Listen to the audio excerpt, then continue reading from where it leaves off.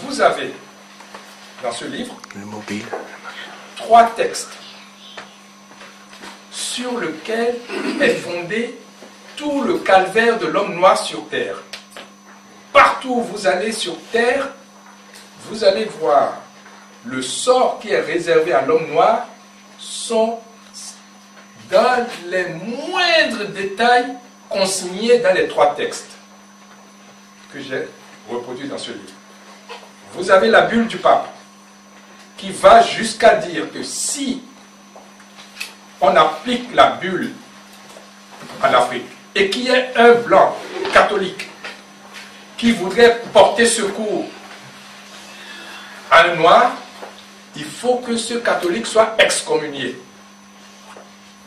Tous les détails sont dans la bulle. Le code noir est venu, vous connaissez le code noir.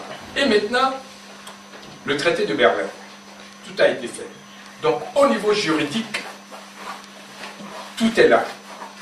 Mais vous allez avoir des Africains qui vont contester ce que je vais dire.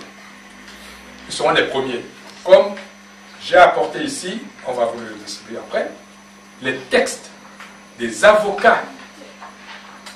Ils l'ont écrit sous un pseudonyme, mais c'est des avocats qu'on a identifiés, qui m'attaquaient ici à Paris, dans ce qu'on appelle affiche parisienne, le publicateur légal de la vie judiciaire. Vous voyez?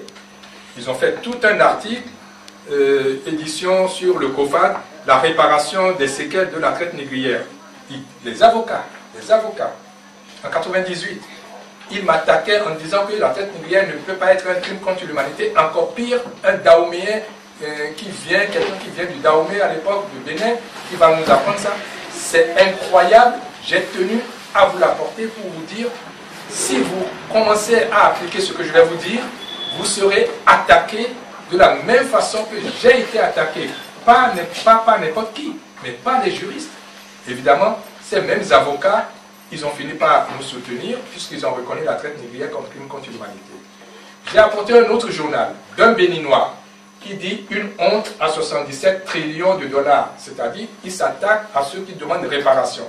Il va dans ces balivernes que les Africains, c'est eux-mêmes qui se sont livrés, qui ont livré, qui ont vendu. Bon, à ce sujet, nous, on a fait un symposium à l'UNESCO, notez-le bien, et on a pris 12 résolutions. Dans l'une de ces résolutions, le COFAD se réserve le droit de poursuivre en justice tout individu ou toute institution qui dira les Africains vendent la traite négrière, ce n'est pas un crime parce que c'est les Africains même qui vendaient les leurs. On a le droit d'attaquer la personne en justice jusqu'à ce qu'il nous donne des preuves où les Africains vendaient les leurs et qui nous donne le nom de cet Africain, qui nous donne l'endroit où cet Africain a vendu les leurs et à qui il a vendu et comment il a reçu l'argent et qu'est-ce qu'il a reçu. On n'a pas encore mis en pratique cette résolution parce que j'attendais cette étape. Vous voyez, on s'est donné le temps. Cette étape est aujourd'hui venue. Parce qu'il y a beaucoup de Juifs qui ont pactisé avec Hitler, et pas des moindres. Bien sûr. Mais ça ne viendra à l'idée de personne de dire que les Juifs n'ont pas le droit à la réparation parce qu'il y a eu quelques Juifs qui ont pactisé avec Hitler. Et j'ai donné le nom de ces Juifs dans ce livre. Et des institutions externes, des grandes institutions juives qui ont pactisé avec Hitler, on ne l'a pas fait. Donc, ici en France, il y a eu des collaborateurs, ça n'a pas empêché la France de demander réparation. Donc, il y a eu quelques Africains, ce qui est normal.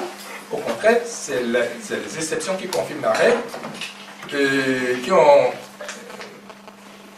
collaboré, on en trouve partout, mais ça n'enlève en rien 99,99% d'Africains qui ont combattu, qui ont résisté. C'est pourquoi nous sommes là aujourd'hui.